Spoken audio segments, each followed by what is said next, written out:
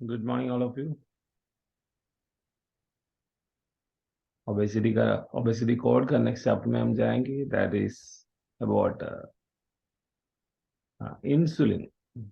जो हम लोग कई दिन से बात कर रहे हैं इस बुक में इंसुलिन के बारे में थोड़ा डीपली जानेंगे आज। पहला क्वेश्चन ये आ रहा है इंसुलिन में। It's the chapter starting with the question, actually can I make anybody fat.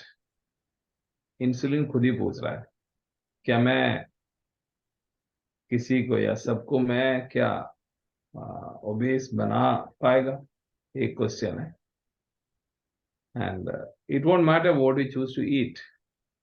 ये मैटर नहीं कर रहा है आप क्या खा रहे हो, बट इट सिंपली मैटर्स अपने बॉडी में कितना इंसुलिन है। इंसुलिन ऐसे हार्मोन है अपने बॉडी में, पैंक्रियास करते हैं, मतलब प्रोड्यूस करते हैं। तो इसमें अलग अलग एग्जाम्पल दिया हुआ है। Example in the sense, insulin हम लोग बॉडी खुद प्रोड्यूस करते हैं, लेकिन हम लोग इंजेक्ट भी कर सकते हैं।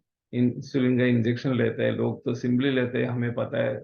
जो डायबिटीज पेशेंट है वो खुद अपने घर में रखा है, और घर में सुबह सुबह और शाम को कुछ लोग एक दो दो डोज, मैं तो 10 ml लेता हूँ, 20 ml लेता हूँ, तो कैशली बोलते हैं लोग।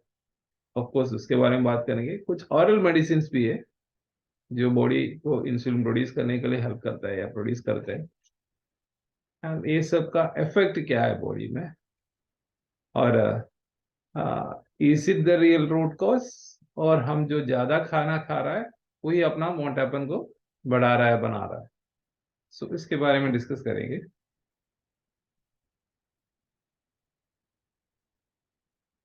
नॉर्मली क्या होता है, हम जब खाना खाते हैं insulin will shoot up in our body, and insulin level quickly returns to the baseline after मील।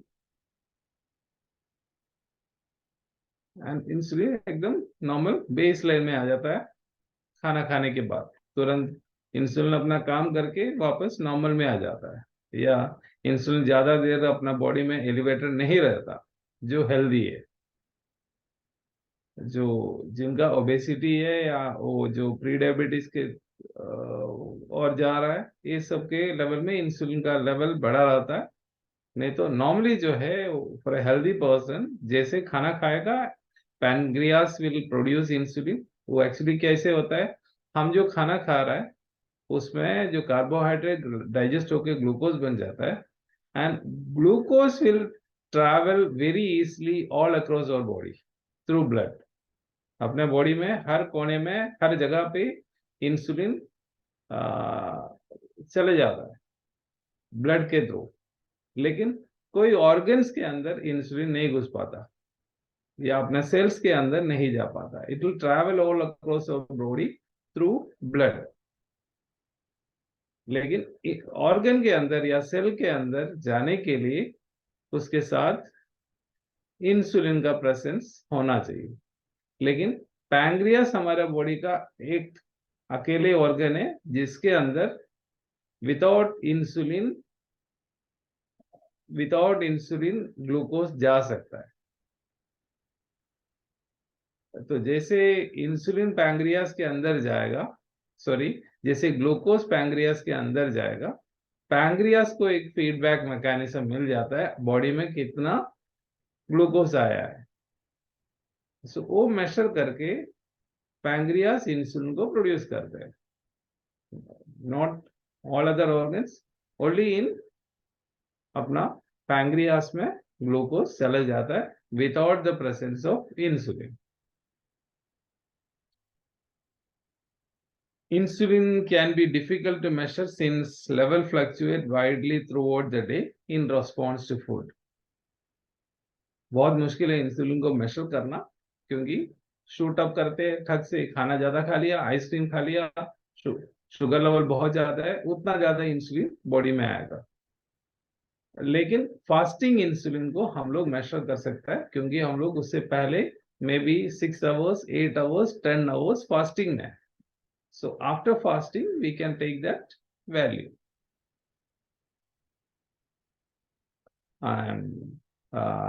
कुछ स्टडीज हुए फास्टिंग इंसुलिन के ऊपर। वो स्टडी का नाम है सैन एंटोनियो हार्ट स्टडी। तो सैन एंटोनियो हार्ट स्टडी आप गूगल में चेक कर सकता है। This is a study which says that insulin अपना मोटापन को, ओबेसिटी को बढ़ाते हैं। Insulin is the root cause of obesity. ये सैन एंटोनियो हार्ट स्टडी में क्लियरली बता रहा है। एंड बॉडी वेट नहीं, एक्चुअली अपना फैट मास को बढ़ाता है, ये क्लियरली ये स्टडी बता रहा है। So putting it to test, अभी इसके ऊपर टेस्ट भी किया है। If you take insulin will you get fat? Body जो बना रहा है which is the natural normal, जो अपना बॉडी को हार्मोन को बना रहा है, because insulin is the master hormone. लेकिन if you take insulin will it that make us fat?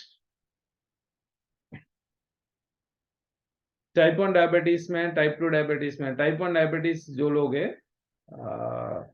उनको भी दिया है, एंड टाइप 2 डायबिटीज वाला उनको भी दिया है।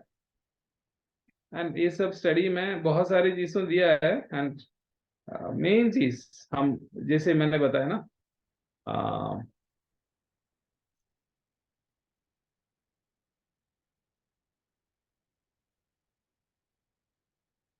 कुछ लोग इंसुलिन कम लेते हैं, ज्यादा लेते हैं, बहुत ज्यादा लेते हैं, ये सब के ऊपर स्टडी किया। जो बेसल लेवल में, एंड एक स्टडी ग्रुप था, बहुत सारे लोगों को बेसल इंसुलिन मतलब बहुत ही माइन्यूट लेवल में इंसुलिन जिनको दिया, उनके ऊपर स्टडी किया। तो उनका और ए पीरियड ऑफ 6 मंथ्स उनका वेट 1.9 kg एवरेज बढ़ा है। एंड प्रांडल इंसुलिन जो जो ज्यादा लेता है इंसुलिन, उनका ब्लड के थ्रू, आई मीन ज्यादा इंजेक्ट किया है, उनका वेट एवरेज में 5.7 kg बढ़ा है। एंड जो इंटरमीडिएट ग्रुप जो है उनका वेट 4.7 किलो वेट बढ़ा है। मतलब जितना जितना आप ज्यादा इंसुलिन बॉडी में इंजेक्शन इंजेक्शन वैक्सीन के थ्रू, इंजेक्शन के थ्रू ज्यादा लेते हैं, उन लोगों में वेट में डिफरेंस दिखा, और जो ज्यादा लिया है उनका वेट बहुत ज्यादा बढ़ा है। एंड रिड्यूसिंग, एंड ये भी बता रहा है, उसका एंड रिजल्ट ये बता रहा है, reducing caloric index proved useless. जो कुछ लोग में कैलोरी को रिड्यूस किया, एंड दैट बिकम यूजलेस। ऐसे किया कुछ लोगों में, उनका इंसुलिन लेवल ज्यादा लिया, एंड वो लोग खाना ज्यादा खाया। एंड कुछ लोग इंसुलिन उनका ज्यादा रखा और कैलोरी बहुत कम लिया। Getting me? इंसुलिन दोनों ग्रुप का, इंसुलिन का वैक्सीन जो लिया उनसे इंसुलिन को ज्यादा लिया, और कैलोरी कुछ लोगों में ज्यादा, मतलब कार्बोहाइड्रेट कुछ लोगों ने ज्यादा खाया और कुछ लोगों ने कार्बोहाइड्रेट को कम खाया। अल्टीमेटली ये दोनों का वेट में कोई फर्क नहीं हुआ, वेट गेन दोनों ग्रुप का बराबर हुआ, same. That means that simply says that weight gain में कैलोरी का ज्यादा कोई हो, ज्यादा क्या कोई रोल नहीं है। वेट गेन में रोल होता है अपना मास्टर हार्मोन इंसुलिन का।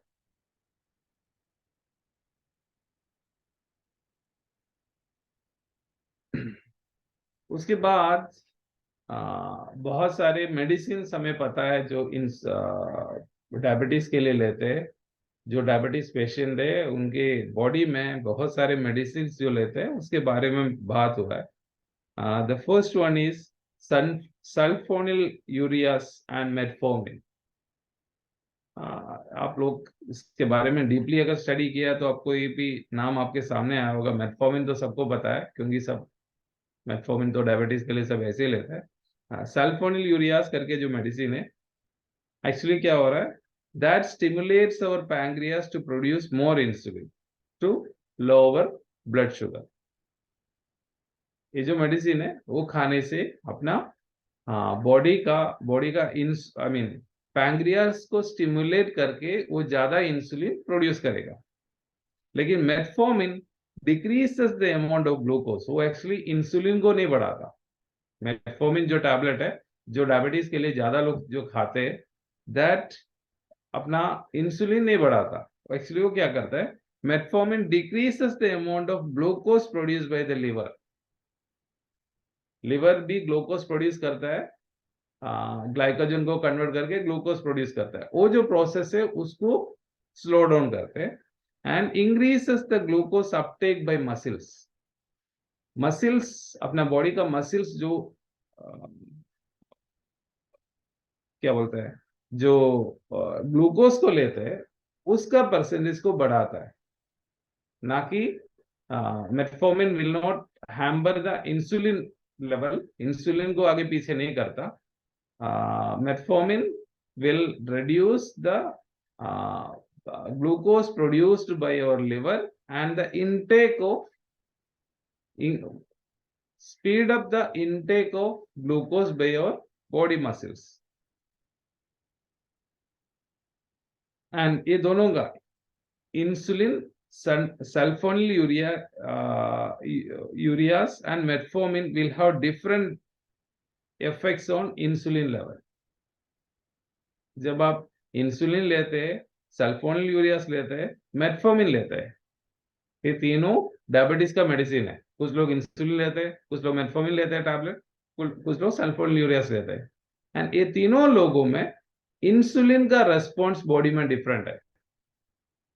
सेम वे वेट के ऊपर, उनका ओबेसिटी के ऊपर, उनका वेट के ऊपर जो रेस्पॉन्स है वो भी डिफरेंट है करके स्टडी ने प्रूव किया है।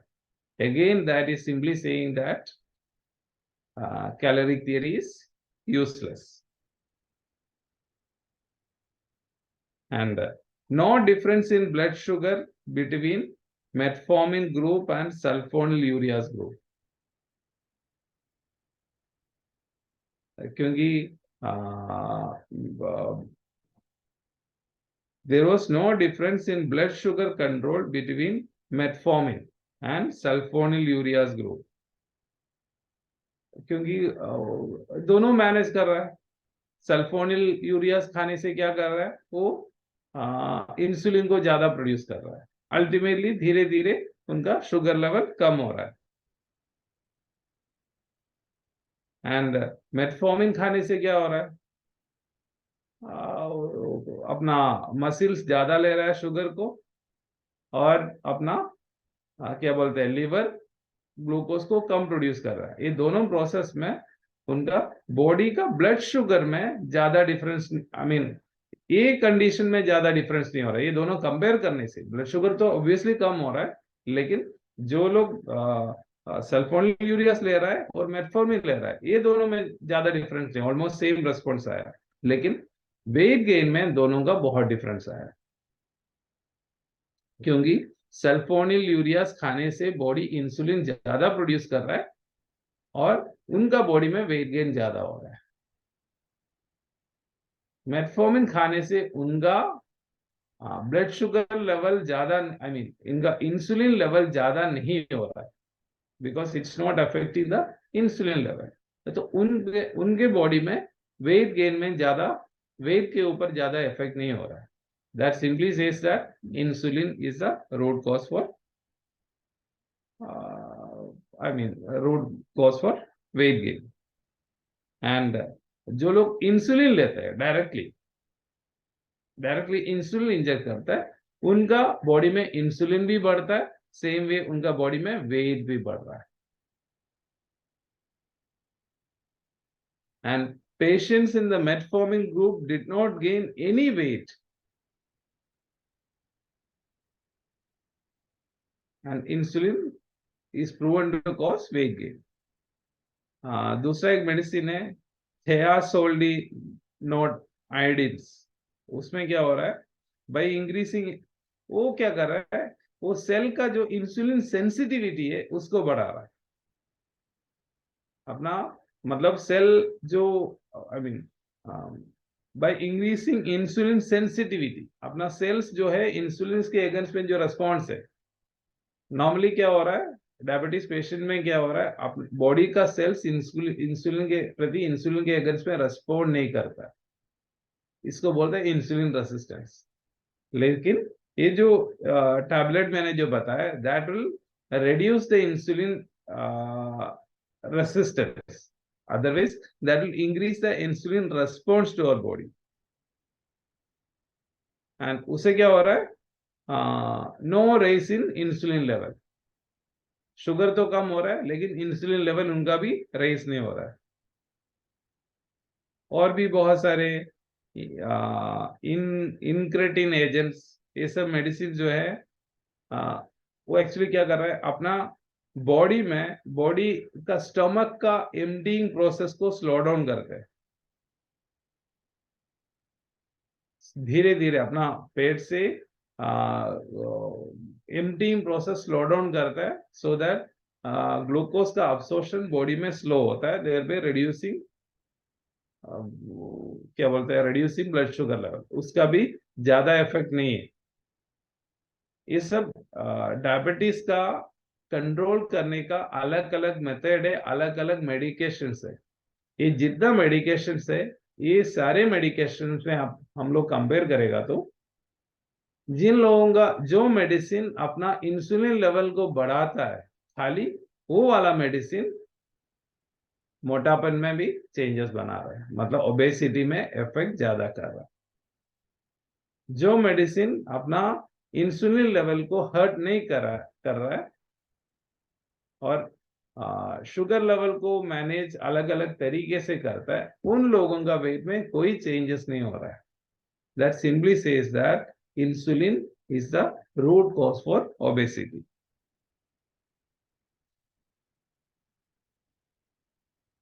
एंड और भी मेडिसिन है, SGLT2 इनहिबिटर, ये जो मेडिसिन जो करता है वो अपना किडनी किडनी में इफेक्ट करता है। किडनी नॉर्मली क्या होता है, शुगर को फिल्टर करता है, किडनी से यूरिन खाली निकलता है, जो यूरिन निकल रहा है उसके साथ साथ शुगर भी निकल जाता है।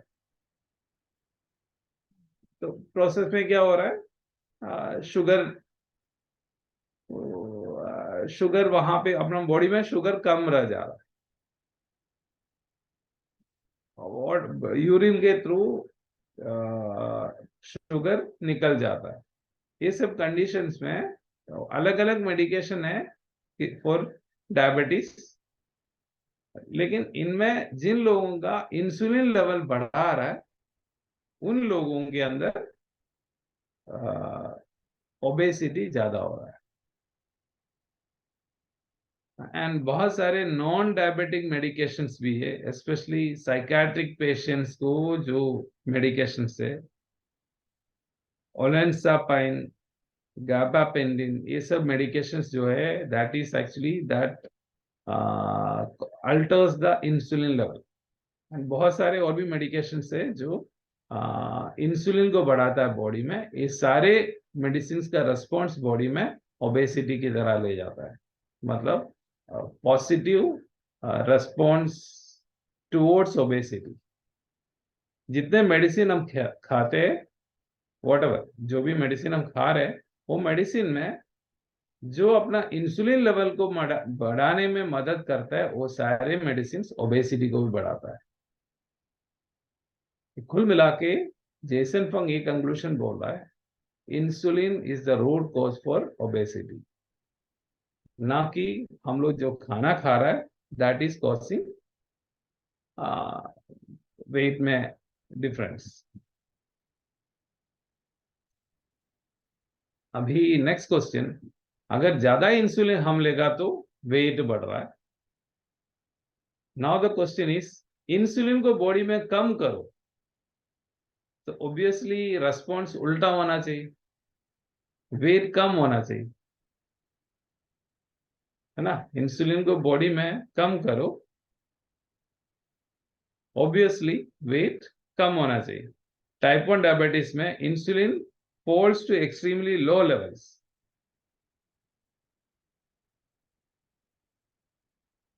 एंड ये सब कंडीशन में वेट, टाइप 1 डायबिटीज जिनका है वो सब नॉर्मली वो लोग सब बहुत ही स्किनी, बहुत ही पतला रहता है, क्योंकि उनका बॉडी में इंसुलिन प्रोड्यूस ही नहीं कर रहा है। जो टाइप 1 डायबिटीज वाले हैं उनका पैंक्रियास का जो बीटा सेल्स है ऑलमोस्ट डेड है, बीटा सेल्स नहीं है, मतलब उनका बॉडी में इंसुलिन प्रोड्यूस नहीं कर रहा है। एंड उन लोगों के ऊपर स्टडी करो, they are not getting fat. And diabulimia is a deliberate underdosing of insulin for the purpose of immediate and sustainable weight loss. It is extremely dangerous and certainly not advisable. ऐसे भी theory है, theory नहीं, एक treatment है डायाबुलिनीमिया। जो जिनको ठग से वेट रिड्यूस करना है उनको उनका बॉडी में ये ट्रीटमेंट करो। वो एडवाइसेबल नहीं है because that is very bad for our health. उन लोगों के ये ट्रीटमेंट करने से क्या है, उनका बॉडी में इंसुलिन लेवल को एकदम रिड्यूस करते हैं एंड उनका ठग से वेट भी रिड्यूस हो जाता है, लॉस हो जाता है। And 75% of the weight loss response in our body is predicted by insulin level. 75%। और भी रीजन है वेट रिड्यूस करने का, और भी हार्मोनल का डिफरेंस है। कोर्टिसोल एक हार्मोन है जिनका वेरिएशन में बॉडी में इंसुलिन का वेट ऊपर नीचे होता है, और भी बहुत सारे है। लेकिन 75% of the cases weight gain is happening due to increase in the insulin level. And insulin causes obesity. Insulin must be one of the major control of our body set weight. जैसे insulin बढ़ता है अपना body set wait ऊपर चला जाता है। और भी जो थियरी हमने सीखा है, that is saying again, insulin जैसे बॉडी में बढ़ता है अपना बॉडी सेट वेट ऊपर चला जाता है। बॉडी सेट वेट ऊपर जा रहा है तो बॉडी को again body will respond, body will produce hormones to make it happen. मतलब ग्रेलिन जो हंगर हार्मोन है उसको बढ़ाएगा ताकि हमें भूख लगेगा, हम ज्यादा खाना खाएगा। इससे क्या हो रहा है, और जेसन फंग ये क्लियरली बोला है, ये नहीं कि आप ज्यादा खाना खाने से वेट बढ़ रहा है,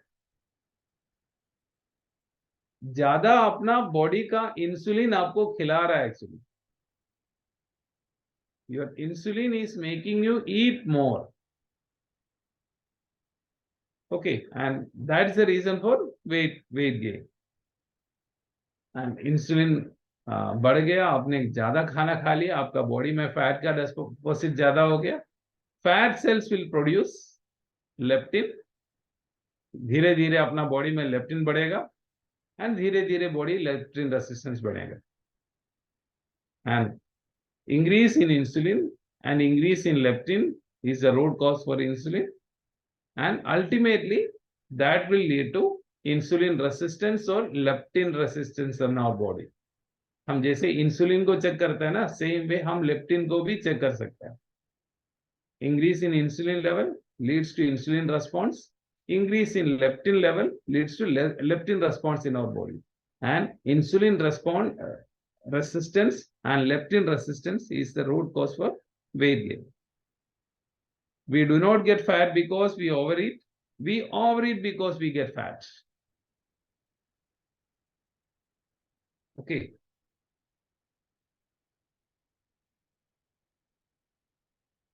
And our body hormone precisely and tightly regulates the body weight, body fat.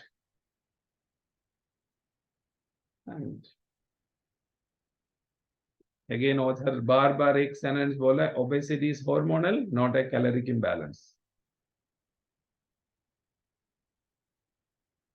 And और भी स्टडीज ये बता रहा है, high insulin level act as inhibitor of leptin.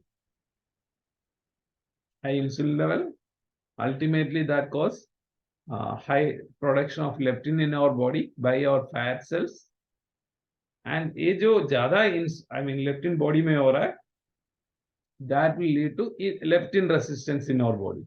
leptin resistance होगा तो बॉडी में क्या हो रहा होगा, लेप्टिन से क्या फील होता है हमें बॉडी में, हाँ खाना पेट भर गया, हाँ इतना काफी है, फूड इज इनफ करके जो फीलिंग बॉडी में देता है ना, that is given by leptin.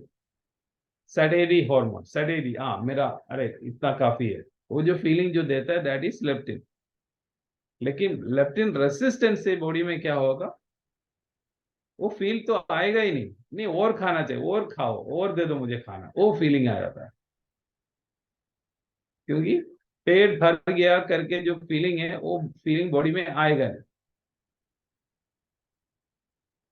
And mainly our brain become leptin resistance, body leptin resistance हो रहा है, तो clearly saying our brain become leptin resistant. And fasting insulin and fasting leptin levels are higher in obese people. जिनको obesity है, जिनका wait ज्यादा है, इन लोगों में इंसुलिन का लेवल और लेप्टिन का लेवल ज्यादा रहता है। Obesity is a hormonal imbalance, and we can begin to treat it. We can believe that excess calories, if we believe that excess calories causes obesity, then the treatment uh, to reduce calorie वो काम नहीं करता। हमें वो जो calorie को reduce करके obesity को ट्रीट करने का जो जब प्रोसेस है, that is a total failure. Now the question is the most crucial question in obesity is how to reduce insulin. वही हम फॉलो कर रहे हैं, वही हम प्रैक्टिस कर रहे हैं। हमें वो चीज आना चाहिए, अपना बॉडी का इंसुलिन लेवल को हम कैसे कंट्रोल करें। एंड बाकी सारे प्रोसेस जो है इससे डिपेंड है।